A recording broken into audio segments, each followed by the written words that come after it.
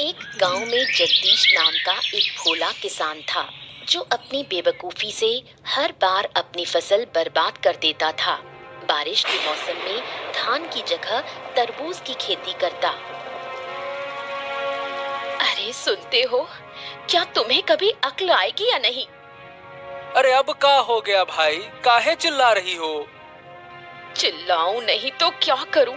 इस बारिश में जब सब लोग धान की खेती करते हैं, तुम तरबूज की खेती कर रहे हो। देखो, हमने सोच समझकर ही तरबूज बोया है। सोच समझकर बोया है? सुनो तो जरा, क्या सोचा था तुमने? हाँ, अब सुनो। बात ये है कि सब लोग जब धान की खेती कर रहे हैं तो ऐसे में तरबूज कम मिलेगा। तो हमने क्या सोचा कि अगर हम तरबूज लगाएंगे तो बढ़िया मुनाफा हो जाएगा। हाँ। तुम्हारा दिमाग खराब है क्या? बारिश में कभी तरबूज होता है? क्या बात कर रही हो? बारिश में तरबूज नहीं होता है क्या? अब मैं क्या कहूँ, तुम तो सब जानकर ही खेती करते हो ना। अरे ऐसे काहे कह रही हो? पहले बता दिया होता तो हम तरबूज। उसने तो सही बात ही कही। सही बात? अरे अकल के अंधों, अगर मैं जमीन दे देता तो कुछ पैसे मिल जाते, घर अच्छे से चलता। अब क्या जमीन का क्या करेंगे, चाटेंगे? माँ, पापा को जरा समझाओ ना। तुझे लगता है मैं समझा नहीं रही? उनकी समझ में कुछ आता है? चुप रहो तुम दोनों। तुम दोनों माँ बेटी मिलकर हमारा घर बर्बाद ही करके रहोगे लगता है। क्या कहा? मैं अपना घर खुद बर्बाद कर रही हूँ? और नहीं तो क्या, ऐसे अपशगुनी लड़की को घर में रखना चाहिए क्या? नहीं रखेंगे तो क्या करेंगे? घर से निकाल देंगे? अगर बेटी घर का भला नहीं चाहती है ना तो उसे निकाल देना ही ठीक है। अगर मेरे होने से इतनी परेशानी है तो मैं ही घर छोड़कर जा रही हूँ। अरे हाँ हाँ, जा जा जा। वैसे भी तुझसे कोई काम वाम तो होता नहीं है, बस मुंह चलाती है पटर पटर पटर। अरे जा जा, चली जाएगी तो अच्छा ही रहेगा, जा। जगदीश की बातों से दुखी होकर दिव्या गांव छोड़ने का फैसला करती है। बेटी के जाने का दृश्य आरती सहन नहीं कर पाती। वो चुपचाप आंसू बहाती है। माँ, रो मत, मुझे बिल्कुल अच्छा नहीं लग रहा। तू हमें छोड़कर चली जाएगी और मैं रोऊंगी नहीं। क्या मुझे दर्द नहीं होता? अगर आपको सच में दर्द होता तो आप पापा को पहले ही सुधारती। तू जानती है, तेरे पापा समझदार नहीं है, वो थोड़े भोले हैं। पापा भी जानते हैं कि वो भोले हैं, फिर भी मुझे क्यों डांटा? वो समझ नहीं पाए, तू बुरा मत मान। माँ, मैंने फैसला कर लिया है, मैं इस गांव में अब नहीं रहूंगी। हमें छोड़कर तू कहाँ जाएगी? कैसे रहेगी? क्या हमें तेरी चिंता नहीं होगी? चिंता का कोई फायदा नहीं माँ, मैं अपना रास्ता खुद बना लूंगी, मैं ठीक रहूंगी। मत जा बेटी, मत जा, मुझे छोड़कर मत जा, मैं तेरी माँ हूँ। एक दिन लौट कर आऊंगी माँ, और तेरे सारे दुख दूर कर दूंगी। तू आएगी तो मेरा दुख और बढ़ेगा, ये तू समझ नहीं पा रही। माँ, मैं जानती हूँ संतान को खोने का दर्द क्या होता है, लेकिन मुझे जाना ही होगा, मुझे मत रोको। सुन बेटी, मत जा, लौट आ। कई साल बीत जाते हैं। चंद्रकांत बाबू जगदीश को बेवकूफ बनाकर उसकी सारी जमीन धीरे धीरे हड़प लेते हैं। देखो जगदीश, अब तुम्हारे पास कोई जमीन बाकी नहीं बची है। तुम सारी जमीन हमें बेच चुके हो। अब क्या कहें बाबू, बेचते बेचते पूरी जमीन बिक गई, पता ही नहीं चला। अब हमारी जमीनें खत्म हो गई, क्या करें? अरे सुनो तो इसे, ऐसे कह रहा है जैसे पूरे गांव की जमीन ही दे दी हो इसने। अब जब सब कुछ बेच ही दिया है तो आप फिर मेरे पास क्यों आए हैं? क्या सब कुछ? अरे भाई, क्या तुम सब कुछ का मतलब समझते हो? अरे बुड़बक, उस सब कुछ में तुम्हारा एक घर भी शामिल है। हैं? ये क्या कह रहे हैं बाबू? मैंने ये घर भी आपको बेच दिया क्या? मुझे तो ऐसा कुछ याद नहीं आ रहा। याद नहीं आ रहा? अरे जरा ध्यान से सोचो। आखिरी बार जब पैसे लिए थे ना, तब कुछ ज्यादा ही लिए थे। याद करो, याद आया ना? याद आया ना? हाँ हाँ, पैसे तो ज्यादा लिए थे, लेकिन जमीन भी तो आपको ज्यादा ही दी थी ना बाबू। हाँ, तो उसी जमीन में एक घर भी शामिल था, समझे? क्या बात कर रहे हैं? तो अभी घर हमको छोड़ना पड़ेगा? बिल्कुल। मैं अपनी जमीन पर तुम्हें क्यों रहने दूं? बिल्कुल नहीं रहने दे सकता। चलो। हैं? लेकिन हम ही घर छोड़ देंगे तो जाएंगे कहाँ बाबू? अरे कहाँ जाएंगे हम क्या बताएं? अरे जाओ जहाँ जाना है। फालतू की बात ना करो मुझसे। लेकिन यह घर छोड़ना पड़ेगा तुम्हें, समझ गए? ठीक है बाबू, हमको कुछ दिन का समय दे दीजिए, फिर हम घर खाली कर देंगे। हाँ ठीक है, जल्दी खाली कर देना। जगदीश अब भी कुछ नहीं समझ पाया। चंद्रकांत बाबू उसे देखकर मन ही मन बहुत खुश होता है और उसे कुछ दिन का समय देता है।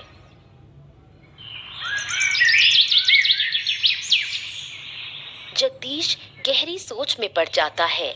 उनका अंतिम सहारा भी अब खत्म हो चुका है। मैंने तुम्हें बार बार कहा था उस चंद्रकांत बाबू के साथ मत घूमो, लेकिन तुमने मेरी एक भी बात नहीं मानी।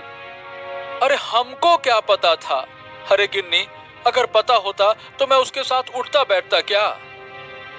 तुमने नहीं समझा, ये ठीक है, लेकिन जब जब मैंने समझाने की कोशिश की, तुमने मुझे ही चुप करा दिया। अरे हमको कभी अंदाजा ही नहीं था कि हमारे साथ ऐसा हो जाएगा। तुम्हारी वजह से मैंने अपनी बेटी को खो दिया। वो तो शुरू से ही विरोध कर रही थी। हाँ, अब जाकर समझ में आ रहा है कि मेरी बिटिया सही कहती थी। मैंने नाहक उसे गलत समझा इतने साल। क्या करूं, मेरी अकल ही मारी गई थी। तुमने उसे घर से निकाल दिया, अब उसका पाप तुम्हें भुगतना पड़ रहा है। मैं और सजा भुगतने को तैयार हूँ। मेरी बेटी न जाने कहाँ होगी, किस हालत में होगी। मुझे माफ कर दो मेरी बेटी। अब रोक कर क्या फायदा? सोचो, अब आगे कहाँ जाएंगे? अरे अब तो कुछ सोचने की शक्ति ही नहीं रही। कहाँ जाएंगे, क्या करेंगे? तुम्हारे दिमाग में कभी कुछ चलता ही कब था? सारा झंझट मुझे ही सहना पड़ा है। अब मैं क्या करूं?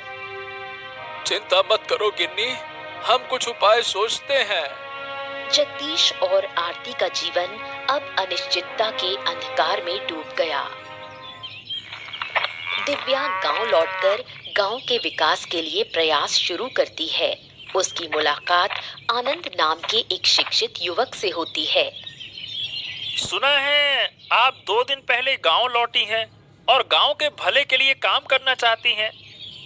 हाँ, आपने ठीक सुना। क्या आपको कोई आपत्ति है? अरे नहीं नहीं नहीं नहीं, कैसी बातें कर रही हैं? मैं तो खुद किसी ऐसे व्यक्ति की तलाश में था। फिर तो और भी अच्छा। दरअसल मैं भी काफी समय से गांव के विकास के लिए कुछ करना चाहता था। अब आपको पाकर अच्छा लग रहा है। अब मेरे पास एक साथी है। आपके साथ मिलकर मैं और भी अच्छा काम कर पाऊंगी। हाँ हाँ जी हाँ, मैं भी तो यही कहना चाहता था। आप तो काफी समझदार हैं। तो आपने गांव के लिए क्या योजना बनाई है? वैसे मैंने अभी तक कुछ तय नहीं किया है, पर सोच रहा था कि अनपढ़ किसानों को कृषि के बारे में जागरूक किया जाए। हाँ, ये तो बहुत अच्छा विचार है। मैं भी कुछ ऐसा ही सोच रही थी। क्यों ना गांव के शिक्षित लोगों को साथ लेकर एक संस्था बनाई जाए। अरे ये तो और भी अच्छा होगा। इससे हम किसानों को और अच्छे से समझा पाएंगे। और हमारी संस्था भी आगे बढ़ेगी। तो फिर मैं गांव के शिक्षित लोगों को इकट्ठा करता हूँ फिर। हाँ हाँ, जरूर कीजिए। उसके बाद मुझसे संपर्क कीजिए। मैं संस्था की शुरुआत करती हूँ। कई साल बाद जब चंद्रकांत बाबू को दिव्या की वापसी की खबर मिलती है, वो बदले की आग में जल उठता है। अजय, गांव पर ठीक से नजर रख रहा है ना? हाँ बाबू, सब ठीक से देख रहा हूँ। फिर भी तू मुझे ये नहीं बता पाया कि जगदीश की बेटी गांव में संस्था बना रही है। खबर तो मेरे पास भी थी बाबू, सोचा था कि आज ही आपको बताऊंगा। अरे नालायक, इतनी देर कर दी, तब तक तो गांव वाले शिक्षित हो जाएंगे। अरे बाबू, ऐसा थोड़ी ना होगा। क्यों नहीं होगा? अरे वो लड़की बहुत चालाक है, बचपन से चालाक है, मैं जानता हूँ उसे। अगर उसने किसानों को समझा दिया तो हमारा धंधा चौपट हो जाएगा। अच्छा, तो अब हमें क्या करना चाहिए? उस लड़की को सबक सिखाना होगा। लेकिन कैसे? अरे इसीलिए तो तुझे बुलाया है। अब सोच और कोई ठोस योजना बना, कैसे कैसे कर रहा है। चलिए तो एक काम करते हैं, उसके संस्था को तहस नहस कर देते हैं। हाँ ये ठीक है, लेकिन पहले उसके बाप से मिलना होगा। देखना होगा कि वो कुछ करता है या फिर नहीं।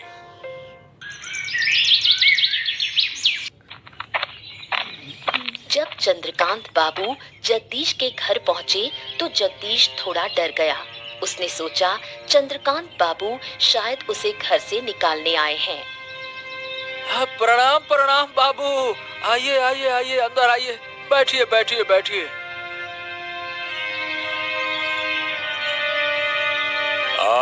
आज तुम्हारे घर में बैठने के लिए नहीं आया हूँ। देखिए, मैंने आपसे कुछ दिन की मोहलत मांगी थी बाबू। हाँ हाँ, मैं उस बारे में पता करने भी नहीं आया हूँ। मैं तुम्हारी बेटी के बारे में बात करने आया हूँ। हैं? मेरी बेटी के बारे में?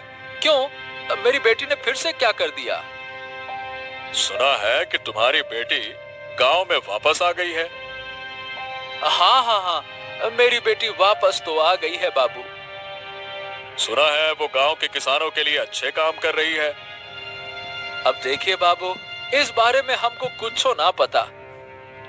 मैं यही बताने आया था कि अपनी बेटी को काबू में रखो, नहीं तो अच्छा नहीं होगा। हाँ बाबू, सही बताएं तो वो क्या कर रही है, हमको इस बात का कोई अंदाजा नहीं है। अंदाजा नहीं है तो क्या हो गया? बेटी को काबू में रखने के लिए अंदाजा जरूरी नहीं होता है। तुम कहो और वो मान जाएगी, बस। क्या कहें बाबू, मेरी बेटी ने तो पहले कभी मेरी बात मानी नहीं, तो अब कैसे मानेगी? वो समस्या मेरी नहीं है, तुम उसके बाप हो और वो तुम्हारी बात मानेगी। मुझे बस तुम्हें सूचना देनी थी, मैंने दे दी। लेकिन बाबू, अगर वो गांव के भले के लिए काम कर रही है तो इसमें समस्या क्या है, हमको ये समझ में नहीं आ रहा। अरे क्या कहें, वो जानने से तुम्हें कोई फायदा नहीं है। अगर सीधी बात है कि उसे नहीं रोका तो वो अपनी जान से हाथ धो बैठेगी। बस कह दिया मैंने। अपनी बेटी की बात सुनकर जगदीश अब मन ही मन ठान लेता है कि वो अपनी बेटी को किसी हाल में नुकसान नहीं होने देगा। गांव भर में जगदीश की बेटी की तारीफ सुनकर जगदीश और आरती गर्व महसूस करते हैं। देखा, मैंने कहा था ना कि हमारी बेटी एक दिन अच्छा काम करेगी, गांव के लोग उसे सम्मान देंगे। हाँ, अब तो मैं भी देख रहा हूँ, लेकिन पहले मुझे यकीन नहीं था। तुम्हारे अविश्वास की वजह से ही वो हमें छोड़कर चली गई थी। तुम्हारी बेटी इतनी समझदार है कि हमें छोड़कर भी सफल होकर लौट आई है। मुझे अपनी बेटी पर कितना गर्व हो रहा है, ये मैं बता नहीं सकती। मुझे भी कम गर्व नहीं है अपनी बिटिया पर। अरे गांव में निकलते ही सब लोग कहते हैं, वो देखो दिव्या के पापा जा रहे हैं। तो फिर मानते हो कि मेरी बेटी अच्छा काम कर रही है? हाँ, कर तो रही है, लेकिन अब लोग उसे रोकने के लिए उठ खड़े हुए हैं। वो लोग उससे जलते हैं, लेकिन मैं अपनी बेटी को कोई नुकसान नहीं होने दूंगी। अब मैंने भी मन बना लिया है भाग्यवान, जो हमारी बेटी को नुकसान पहुंचाएगा उसको हम छोड़ेंगे नहीं। देखो, चंद्रकांत बाबू का साथ मत देना, मेरी बेटी शुरू से ही सही थी। मैं समझ नहीं पाया ना गिन्नी, यही तो मेरी गलती थी। अब क्या कहें? अब इन बातों को छोड़ो, अब हमें अपनी बेटी को बचाना है। चलो कोई बात नहीं, तुम चिंता न करो, मैं उसे हर हाल में बचाऊंगा। आखिर हमारी बेटी है वो।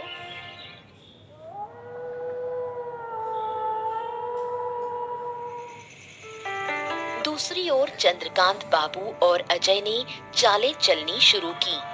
सुन अजय, इस बार योजना मजबूत होनी चाहिए। वो लड़की बहुत चालाक है। सिर्फ चालाक नहीं, वो बहुत होशियार भी है। हम कुछ भी करें वो अपनी समझ से बच निकलती है। इसलिए तो कह रहा हूँ, इस बार सख्त तैयारी होगी। तो फिर बताइए बाबू, क्या किया जाए अब? पहले कुछ लोगों को इकट्ठा करो, फिर उसके संस्था को तोड़ डालो। तो चलिए बाबू, कल ही हमला करते हैं। हाँ, कल ही करना होगा, अब और देर नहीं की जा सकती।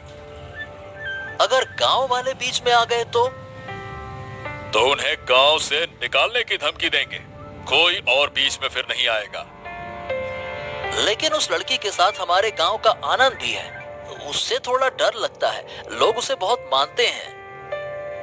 अगर आनंद बीच में आया ना, तो उसे भी खत्म कर देंगे।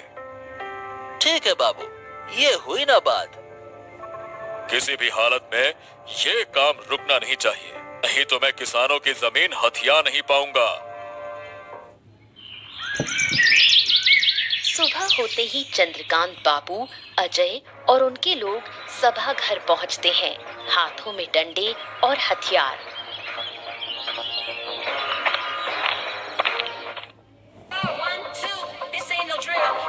क्यों आए हैं? क्या मकसद है आपका? जो काम तुम लोग कर रहे हो वो गांव के भले के लिए नहीं है। इसे अभी के अभी बंद करो। ये काम गांव के भले के लिए नहीं है, ये आपसे किसने कहा? या फिर ये काम आपके धंधे के लिए खतरा बन गया है? रोज जबान लड़ाती है। अजय, देख क्या रहा है? इस सभा घर को तोड़ डाल, चल। अगर हिम्मत है तो आइए, हम तुम्हारे हाथ तोड़ डालेंगे। अब दिव्या के सामने ढाल बनकर खड़े हो जाते हैं जगदीश। चंद्रकांत बाबू गुस्से में भड़क उठते हैं। खबरदार बाबू, अब तक आपने हमारे परिवार को बहुत नुकसान पहुंचा दिया। अगर आज हमारी बेटी को कुछ हुआ ना, तो आपको हम लटा के ऐसा मारेंगे, क्या कहें फिर? छोड़ दो अब उसको, बहुत हो गया। ए जगदीश, तू भूल रहा है कि तेरा घर अब भी मेरी मुट्ठी में है। ए बाबू, घर वर की कोई जरूरत नहीं है, फालतू की धमकी देना नहीं। और हमारी बेटी को कुछ होना नहीं चाहिए। हाँ, तूने अच्छा नहीं किया। अपने आदमियों को पकड़ो और चुपचाप निकल जाओ, नहीं तो आपको कुचलने में एक पल नहीं लगाऊंगा।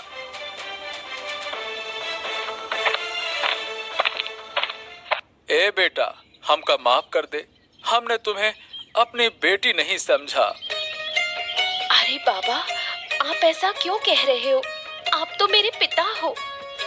लेकिन फिर भी आप कोई लेकिन नहीं, अब हम सब मिलकर गांव की भलाई के लिए काम करेंगे।